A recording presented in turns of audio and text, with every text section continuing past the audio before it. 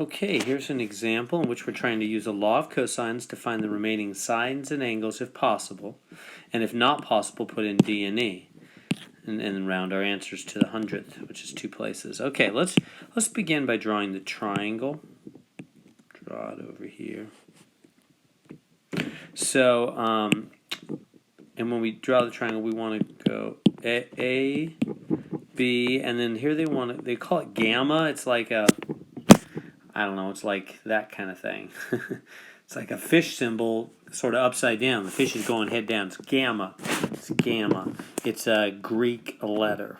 It's just a letter in the Greek alphabet. They use Greek letters in math courses and science courses. Okay, so across from them, so across from A is A, across from B is B, across from gamma is C. So A with A, B with B, C with C, or gamma with C. Does that make sense? That's how we set up the triangles. That's what they always mean when they set this up. I give you that in the notes. Yeah, in the notes I show you that. So always set up your triangles that way. Okay, so what are they telling us then? Little a is 157. Right there. Beta is 8.5 degrees. Angle B, beta. And C is 153. That's side. C is 153. They want us to find everything else. Alpha, that just means, I'm just calling it capital A. It's alpha. It's the Greek letter A, whatever. I'll just use the English A. So I've got to find I'm missing 2 other angles and 1 other side. I've got to find the 2 other angles and the other side is basically what they want. Okay, so how do I do that? How do I go about it? I'm going to use the law of cosines. Now, how do you do it? Notice the information being given to me here is a side, the angle in between, and another side. We call that side, angle, side in the triangle world. They're giving us side, angle, side information. 2 sides and the angle in between them. So in the notes, here's the 10.1, 2, and 8 notes. I said, well, if they give you 2 sides of a triangle and the angle in between, called side, angle, side, do the following. Use law of cosines to find the missing side. So first off, we'll use law of cosines to find the missing side. So here, let me paste in for us the law of cosines. There it is.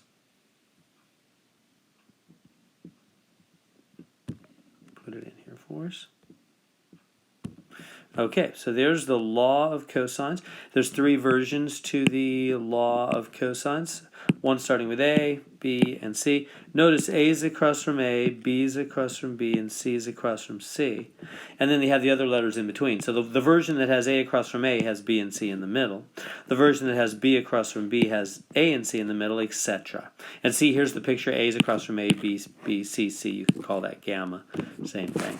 Anyway, so which version do I want? Well, I've got angle B, right? And I'm trying to find side little b. Why am I doing that? Well, because that's what the notes down here said. Use the law of cosines to find the missing side. So the missing side is B. I have the other 2 sides. So I'm trying to find B. So I want to use the one that starts with B squared, right? B squared. And so that'll be this one. B squared equals A squared plus C squared minus 2AC cos B. See, B is across from B and A and C in the middle. We'll use that one because we're trying to find B. Whatever you're trying to find, that's the version of the law of cosines that you use. So minus 2 times A times C times cosine of capital B. Remember again, B is across from B, right? With the A and the C in between. So B squared is little a squared. Here it is, 157. Plus little c squared minus 2 times 157 times 153 times the cosine of angle B, 8.5 degrees. All right, I'm going to save some time here. Hit the buttons on your calculator. So make sure you're in degree mode in your calculator because that's degrees, not radians, right? So I'm just going to do the whole thing on my calculator.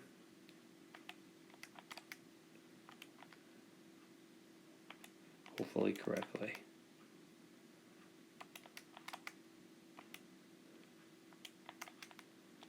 All right, I got B squared is 543.6998924, and then root it and root it.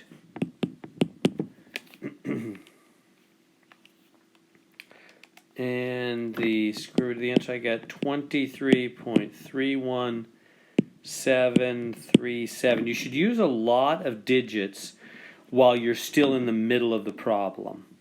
So I'm going to use like 5 digits. They want 2 in the end, so always use like a couple of more, at least 2 more than you need in the end. So little b here is 23.31737. So I'll put the answer in 23.32, rounded to the hundredths, the second place. But I'm going to keep using this version of b for my other calculations. You see what I'm saying? I give them the answer they want, but I still have more calculations to go, and I'm going to use a more accurate version of little b. Make sure you hear me on that. Whenever you have more calculations to go, use a lot of digits. Okay.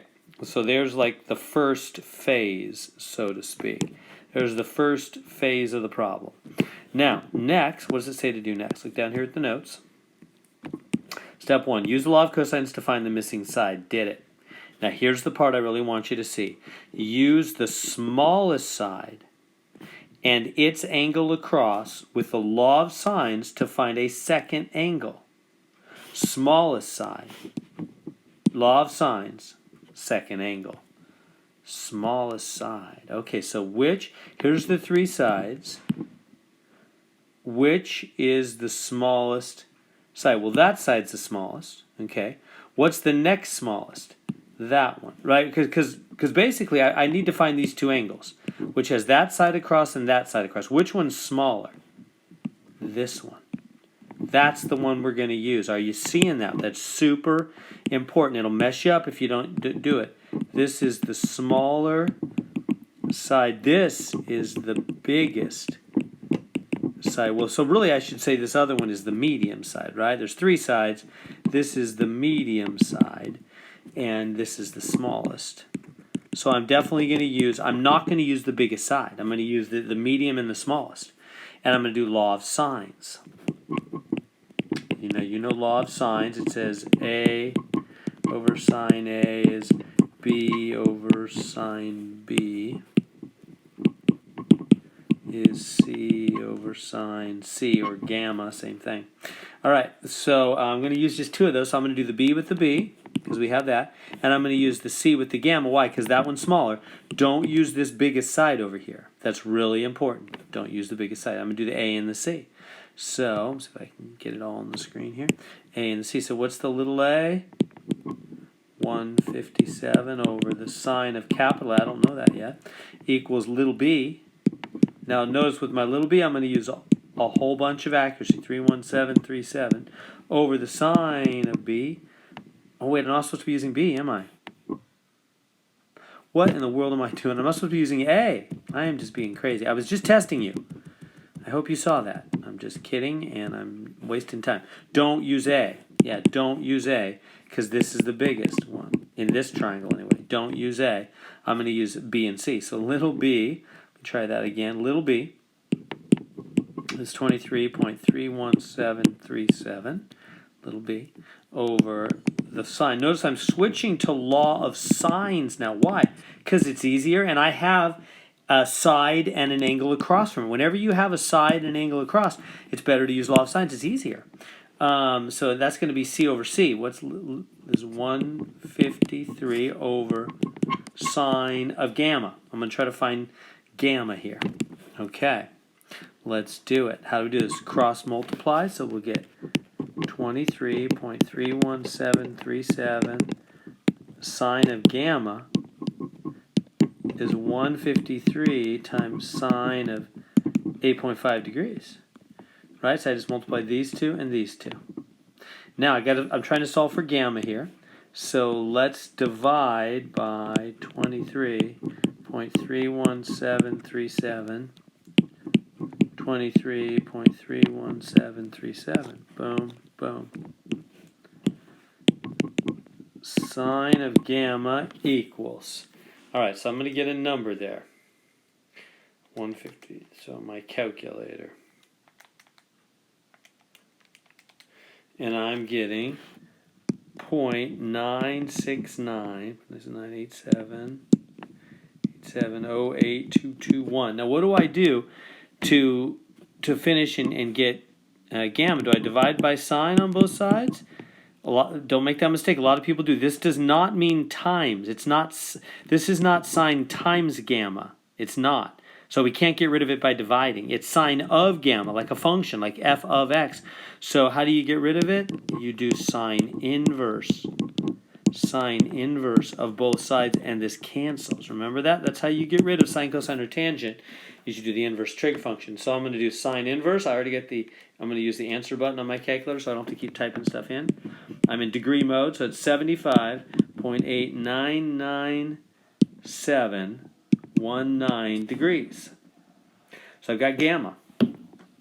So I can fill that in. What was it said? So right here, this gamma is 75.899719 degrees. So gamma 75.899, so 90. They want me to round to two places, but I'm going to keep all these digits for any other calculations.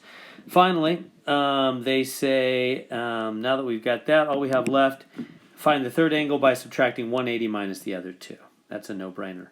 The key point here was we had to use the smallest side. If you don't do that, you could mess yourself up and get the wrong answer. When you have the two options, you got to do the smaller side first. Why? Why? I don't want to bore you with too many details, but the reason is because, remember, the law of sines can give two possible answers. Because inverse sine, it's all because inverse sine can, sine, remember all students, sine is positive in the first and second quadrant. So angles between 0 and 90 or 90 and 180 are both possible when you do inverse sine. So how do you know which one? Well, it's tricky. You have to try both options. Remember, sometimes we had two possible triangles when we were using law of sines. That's because the second one was 180 minus the first. Anyway, long story short, we don't want to mess with any of that. That's just a big pain.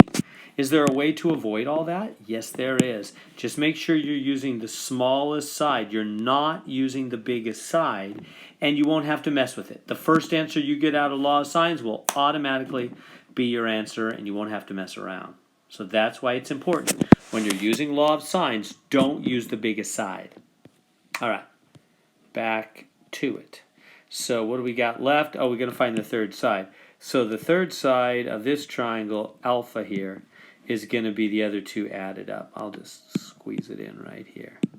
Angle A is 8.5, or wait, what am I doing? 180, I'm just anxious to get it done here. 180 degrees minus the other two added, right? 8.5 plus 75.899719, like that. So whatever that is, plus 8.5 equals, subtract from 180, I'm getting 95.60028 degrees. So this, we'll put it back here. So this is 90. We're done now, so I'm just going to go 60 degrees. 95.60 degrees. So there it is. There's how you start with side angle side information and find the third side and the other two angles. What do? You start with law of cosines and you find the missing side, fill that in. Now you've got all three sides, and then when you're going to switch to law of sines. And the trick is you've got to make sure you don't use the biggest side. I did not use A because that's the biggest side. I used B with B and gamma with C to do law of sines. And then inverse sine, found the other angle, the second angle, and then the third angle was easy. Just subtract from 180. So there we